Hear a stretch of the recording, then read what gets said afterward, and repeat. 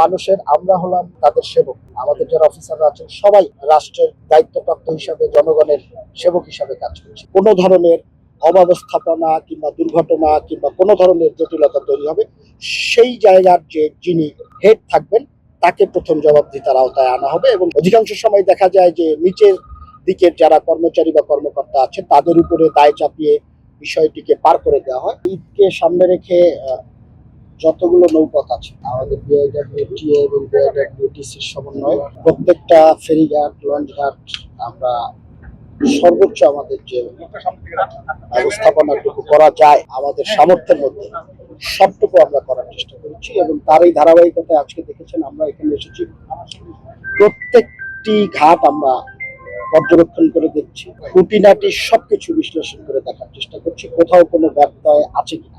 ছোটখাটো কিছু আমাদের চোখে পড়লে সেগুলোর ব্যাপারে আমরা আমাদের অফিসারদেরকে প্রয়োজনীয় নির্দেশনাগুলো দিয়ে যাচ্ছি।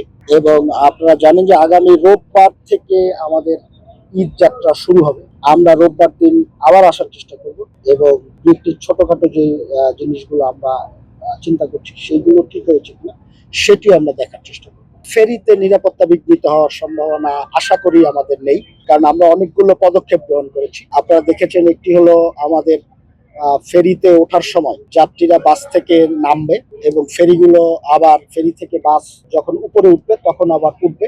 এই ব্যবস্থাপনাটি খুবই কষ্টসাধ্য, কিন্তু আমরা সর্বোচ্চ চেষ্টা করব বিষয়টি নিশ্চিত করার জন্য। এবং আমাদের এই ফেরি থেকে ঘাট থেকে কন্টিনিউ যাত্রীদের সচেতনতার জন্য মাইকিং করা হবে। আপনারা দেখেছেন ঘাটে ওঠার আগে স্থায়ীভাবে ব্যারিকেড দেওয়া হয়েছে, যাতে বাসে ফেরিতে যে কয়টি পরিবহনের গাড়ি কিংবা ব্যক্তিগত গাড়ি উঠতে পারে তার বাইরের কোনো গাড়ি আপনার যে পথ আছে ফেরিতে নামার যে পথ সেই পথে প্রবেশ করতে না পারে এবং কোনো জটিলতা তৈরি না হয়। আমি আশ্বস্ত করার জন্যই কাজ করছি আমরা সবাই।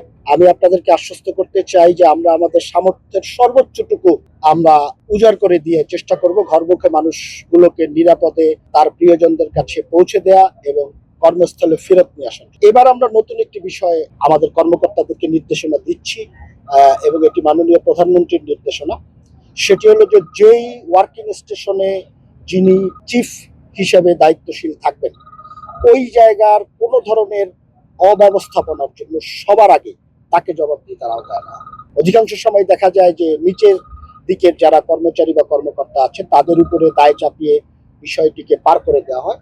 বাট মাননীয় প্রধানমন্ত্রীর পরিষ্কার নির্দেশনা, যেই ওয়ার্কিং স্টেশনে কোনো ধরনের অব্যবস্থাপনা কিংবা দুর্ঘটনা কিংবা কোনো ধরনের জটিলতা তৈরি হবে, সেই জায়গার যে যিনি হেড থাকবেন তাকে প্রথম জবাবদিহিতার আওতায় আনা হবে এবং সেই তদন্ত করে তার বিরুদ্ধে ব্যবস্থা নেওয়া হবে। পাশাপাশি যারা দায়ী থাকবেন তাদের বিরুদ্ধে ব্যবস্থা নেওয়া হবে। এখানে যেমন আমাদের পোর্ট অফিসার আছেন বিআইডব্লিউটি, এখানে আমাদের টিসির স্টেশন ডাইরেক্টর আছেন, ডিজিএম আছেন একজন দায়িত্বশীল। যদি কোনো ব্যত্যয় ঘটে তাদেরকে জবাবদিহিতার আওতায় আনা হবে এবং এটি আমরা সর্বোচ্চ সতর্ক করার চেষ্টা করছি। জি, আমরা প্রস্তুতিগুলো তো নিচ্ছি। আপনারা দেখছেন আমরা এই যে এখানে ছোট যে লঞ্চগুলো চলে, আমরা একটি লঞ্চে তদন্ত করে দেখলাম, আমরা আরো কতগুলো দেখবো, এটিকে আমরা কন্টিনিউ করব। এই জায়গায় আমাদের যে স্পিড বোট চলে আমরা তাদেরকে একটি নীতিমালার মধ্যে নিয়ে আসার চেষ্টা করছি এবং তারাও যাতে সতর্কভাবে থাকে, প্লাস আমাদের ফেরিগুলোতে যাতে স্বাভাবিক চলাফেরা থাকে।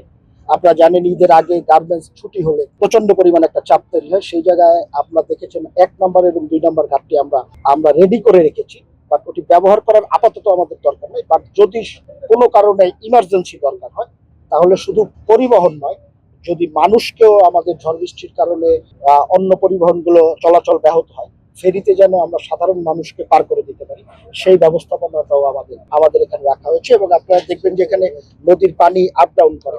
আমাদের এখন যে ঘাটগুলো আছে সেগুলো সব লো ওয়াটার আছে, মিড ওয়াটার এবং হাই ওয়াটারে যদি কখনো প্রয়োজন হয় ঈদের মধ্যে সেটির জন্য আমরা পর্যাপ্ত প্রস্তুতি নিয়ে রেখেছি, আপনারা দেখেছেন। সুতরাং আমরা আশা করি যে আমরা ভালোভাবে সাধারণ মানুষকে ঘরে পৌঁছে দিতে পারবো এবং আমরা সাধারণ জনগণকেও অনুরোধ করব আপনাদের মাধ্যমে, তা আমরা সরকার যে নির্দেশনাগুলো দিয়েছেন সেই নির্দেশনাগুলো যেন তারা মেনে চলে। তাদের নিরাপদ যে যাত্রা সেই যাত্রার জন্যই কিন্তু এই নির্দেশনাগুলো দেওয়া।